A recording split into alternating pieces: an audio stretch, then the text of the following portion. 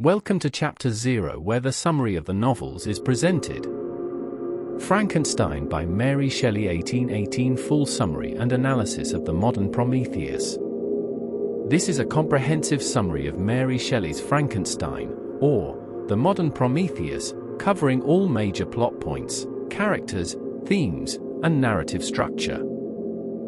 Publication history and narrative structure. Frankenstein, or the modern Prometheus, was first conceived by Mary Wollstonecraft Shelley during the summer of 1816, often called the year without a summer, when she, Percy Bysshe Shelley, Lord Byron, and John Polidori challenged each other to write ghost stories at the Villa Diodati near Lake Geneva. Mary was only 18 at the time. The novel was published anonymously in London on January 1, 1818, with a preface written by Percy Shelley. A second edition was published in 1823 under Mary's name, and the most widely read version is the revised 1831 edition, which includes Mary's famous introduction detailing the novel's origin. The novel uses an epistolary frame narrative with three concentric layers. Outer frame, letters from Arctic explorer Robert Walton to his sister Margaret Walton Saville in England. Middle frame, Victor Frankenstein's first-person account told to Walton.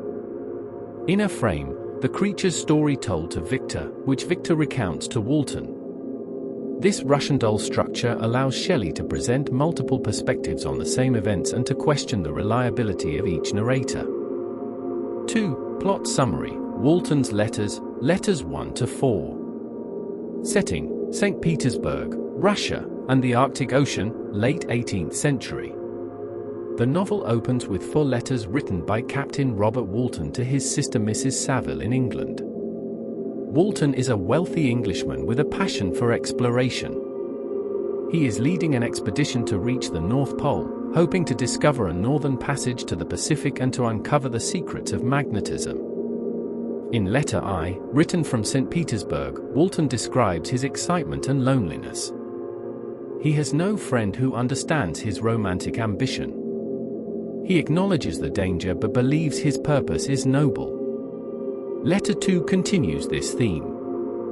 Walton laments that he has no friend and fears he will die without accomplishing his goal. Letter 3 is brief, written as his ship becomes trapped in ice. Letter 4 is the longest and most crucial. Walton writes that his crew saw a gigantic figure on a dog-drawn sledge speeding across the ice. The next morning, they rescue a man nearly frozen, emaciated, and on the verge of death. This man is Victor Frankenstein. After several days of recovery, Victor asks Walton, "Are you too driven by a mad ambition?" When Walton shares his dream of glory, Victor decides to tell his story as a warning. The rest of the novel, until the final letters, is Victor's narrative as recorded by Walton. 3. Victor Frankenstein's early life, chapters 1 to 2. Setting, Geneva, Switzerland, 1770s to 1780s. Victor begins his story by describing his idyllic childhood in Geneva. His father, Alphonse Frankenstein, is a respected syndic, and his mother, Caroline Beaufort, was the daughter of a ruined merchant whom Alphonse saved from poverty. Victor is their eldest child and is doted on. The Frankensteins adopt Elizabeth Lavenza, the orphan daughter of an Italian nobleman, to be Victor's companion. Victor describes her as my more than sister, and they are raised to eventually marry. A second son, William, is born, and later the family takes in Justine Moritz, a servant girl who becomes like family. Victor is intensely curious and drawn to natural philosophy. At age 13, he discovers the works of alchemists like Cornelius Agrippa, Paracelsus, and Albertus Magnus. He becomes obsessed with discovering the elixir of life and the philosopher's stone. At 15, he sees a tree destroyed by lightning, and a family friend explains electricity and galvanism. This shifts his interest from alchemy to modern science. When Victor is 17, his mother dies of scarlet fever after nursing Elizabeth. On her deathbed, Caroline tells Elizabeth and Victor she hopes they will marry. Grief-stricken but determined, Victor departs for the University of Ingolstadt to study natural philosophy and chemistry. 4. The creation of the monster, chapters 3 to 5. Setting: University of Ingolstadt, Germany, 1780s.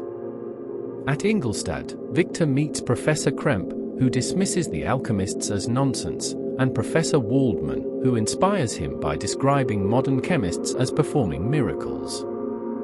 Waldman says they have acquired new and almost unlimited powers. They can command the thunders of heaven, mimic the earthquake, and even mock the invisible world with its own shadows. Victor throws himself into his studies for 2 years, mastering chemistry, anatomy, and physiology. He becomes obsessed with the question, whence did the principle of life proceed? He begins to investigate death, haunting charnel houses and dissecting corpses. Eventually, he discovers the secret of generating life. Victor decides to create a living being. Reasoning that a larger creature is easier to work on, he decides to make it about 8 feet tall. He spends nearly 2 years collecting body parts from dissecting rooms, slaughterhouses, and graves. He works in isolation, neglecting family, health, and social life. He becomes pale, emaciated, and obsessed. On a dreary night in November, he succeeds. He collects the instruments and infuses a spark of being into the lifeless thing. The creature opens its dull yellow eye, breathes, and moves convulsively. Victor's reaction is immediate horror. He calls the result a catastrophe, a wretch, a monster. The creature is described: yellow skin barely covering muscles and arteries, lustrous black hair, pearly white teeth, watery eyes, shriveled complexion, and straight black lips. Victor runs from his apartment, unable to face his creation. He wanders the streets and encounters his friend Henry Clerval, who has just arrived to study at Ingolstadt. Victor falls ill with a nervous fever for months, and Henry nurses him back to health. During this time, Victor suppresses all knowledge of the creature, hoping it has disappeared. V. William's murder and Justine's trial, chapters 6 to 8. Setting: Geneva and surrounding areas. After recovering, Victor receives a letter from Elizabeth. She writes of life in Geneva and mentions that Justine has returned to their service. Victor and Henry decide to return home after Henry's studies. Before they leave, Victor receives a letter from his father. William, Victor's youngest brother, has been murdered. Victor travels home alone and arrives at night. Near the scene of the crime, he sees the creature in a flash of lightning and becomes convinced it killed William. However, he says nothing, believing no one would accept such a story. Justine Moritz is accused because a servant found the locket William was wearing in her pocket. The locket had a miniature of Caroline Frankenstein. At trial, Justine cannot explain how it got there. Despite Elizabeth's passionate defense, Justine is convicted based on circumstantial evidence. The night before her execution, she confesses to the priest but tells Elizabeth and Victor she is innocent and only confessed to receive absolution. She is hanged. Victor is consumed by guilt, knowing he is responsible for both William's and Justine's deaths. He falls into despair and illness again. 6. Victor and the creature on Mont Blanc, chapters 9 to 10. Setting: Chamonix Valley, Alps. To recover, Victor travels to the Alpine Valley of Chamonix. While hiking on Mont Blanc in a thunderstorm, he sees the creature approach. The creature is agile, fast, and eloquent. Victor threatens him, but the creature replies, "I expected this reception. All men hate the wretched, how, then, must I be hated, who am miserable beyond all living things?" The creature asks Victor to listen to his story. He argues that he was born benevolent but became a fiend because of misery and rejection. He says, "Believe me, Frankenstein, I was benevolent, my soul glowed with love and humanity, but am I not alone, miserably alone?" He demands that Victor hear him out and, in return, promises to leave mankind forever if Victor fulfills one request. Victor, moved despite himself, agrees to hear the creature's tale. They go to a hut on the mountain. 7. The Creature's Narrative, chapters 11 to 16. Setting, Ingolstadt Woods, Germany, and a cottage in rural Germany. This section is the creature's first-person account to Victor. Awakening an early experience, after fleeing Victor's apartment, the creature wanders into the forest. His senses are confused. He discovers fire, feels pain from it, then learns to use it. He finds food and shelter. He is attacked by villagers when he enters a hut and learns fear and violence. The de Lacey family, he finds a hovel attached to a cottage and observes the family within through a chink in the wall. The family consists of old, blind de Lacey, his son Felix, and daughter Agatha. They are poor and sad. Later, an Arabian woman named Safi arrives. Through watching them, the creature learns language, history, and social customs. He learns to read using Ruins of Empires by Volney, Paradise Lost by Milton, Plutarch's Lives, and The Sorrows of Werther by Goethe. From these books, he learns about virtue, vice, creation, and abandonment. He sees himself as an Adam but without a creator's love or an Eve. He anonymously helps the family by cutting wood and leaving it at their door. He longs to befriend them. One day, when only blind de Lacey is home, the creature enters and speaks. De Lacey is kind because he cannot see the creature's deformity. But Felix, Agatha, and Safi return, see the creature, and drive him away violently. Revenge begins. Heartbroken, the creature burns the cottage and leaves. He travels toward Geneva, seeking Victor. On the way, he saves a girl from drowning, but her companion shoots him.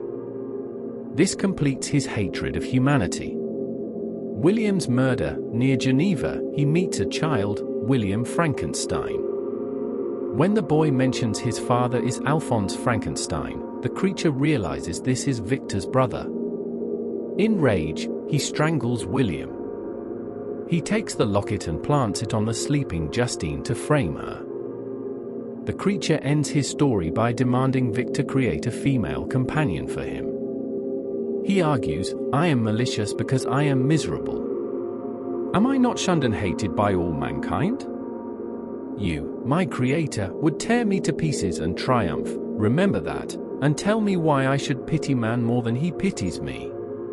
He promises that with a companion, he and she will leave for the wilds of South America and never harm humans again. If Victor refuses, he vows to destroy Victor's family. 8. The Creation of the Female and Its Destruction, chapters 17 to 20. Setting, Geneva, Scotland, Orkney Islands. Victor initially refuses but eventually agrees, thinking it may end the killing. He tells his family he will travel to England to learn new discoveries before marriage. Henry Clerval accompanies him. After touring England and Scotland, Victor isolates himself on a desolate Orkney island to build the female creature. As he works, he is tormented by doubts. What if she is even more evil? What if they breed a race of devils? What if she rejects the creature? One night, he sees the creature at the window, watching. In a fit of rage and moral conviction, Victor tears apart the unfinished female. The creature howls in despair and vows, "I shall be with you on your wedding night." Victor takes the remains and dumps them in the ocean. The creature later strangles Henry Clerval and frames Victor. Victor is imprisoned in Ireland for the murder but is eventually acquitted due to lack of evidence and returns to Geneva, shattered. 9. Deaths of Elizabeth and Alphonse, chapters 21 to 23. Setting, Geneva. Victor marries Elizabeth, despite his dread of the creature's threat. He misinterprets "I shall be with you on your wedding night" to mean the creature will kill him, not Elizabeth. He arms himself and plans to fight. On their wedding night at an inn at Evian, Victor leaves Elizabeth alone to search the house. The creature enters her room and strangles her. Victor hears her scream and finds her dead. The creature appears at the window, grinning, and flees. Alphonse Frankenstein dies of grief shortly after. Victor is now utterly alone, having lost Mother, William, Justine, Henry, Elizabeth, and his father, all due to his creation. A Pursuit to the Arctic and Victor's Death, Chapter 24 plus Walton's final letters. Victor vows revenge. He pursues the creature across Europe, Russia, and into the Arctic. He tells Walton he has chased him for months, sustained only by hatred. Victor boards Walton's ship and, after finishing his story, asks Walton to kill the creature if he dies. Victor's health fails. He dies 2 days later. Walton's final letters. After Victor's death, Walton finds the creature in the cabin, weeping over Victor's body. The creature tells Walton he has suffered more than anyone. He says his heart was formed for love, but misery made him a fiend. Now that Victor is dead, he has no purpose. He tells Walton he will go north, build a funeral pyre, and burn himself so no one else can create another like him. He leaps from the ship onto an ice raft and is lost in darkness and distance. Walton abandons his mission. His crew demands to return home, and he agrees, writing that he has lost his dream but gained wisdom. The novel ends with Walton's decision to turn south. 11. Central themes. Dangerous knowledge and ambition. The subtitle The Modern Prometheus links Victor to the Titan who stole fire from the gods. Like Prometheus, Victor is punished for overreaching. Shelley warns that scientific discovery without ethical consideration leads to destruction. Walton's parallel ambition shows this theme, but he retreats, while Victor does not. Nature versus nurture. The creature is not born evil.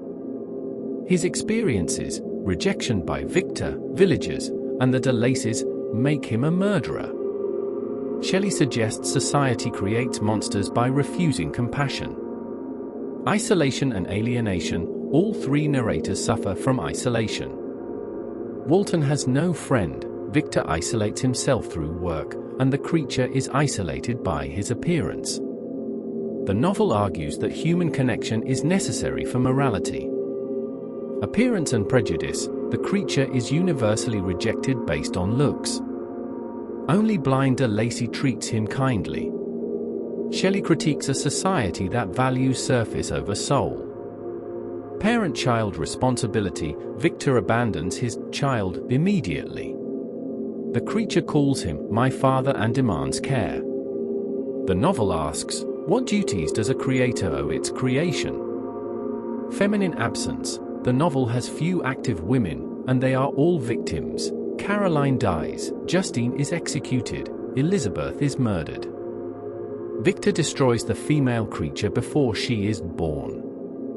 Shelley, whose mother Mary Wollstonecraft died after childbirth, explores the consequences of removing the feminine from creation. Sublime nature. Shelley uses the romantic concept of the sublime, vast, or inspiring landscapes that reflect emotional states. The Alps, the Arctic, and storms mirror Victor's and the creature's turmoil. 12. Literary significance and legacy. Frankenstein is considered the first science fiction novel because it replaces supernatural causes with scientific ones, galvanism and chemistry, to explain the creation of life. It engages with debates of Shelley's time, vitalism, materialism, and the limits of science.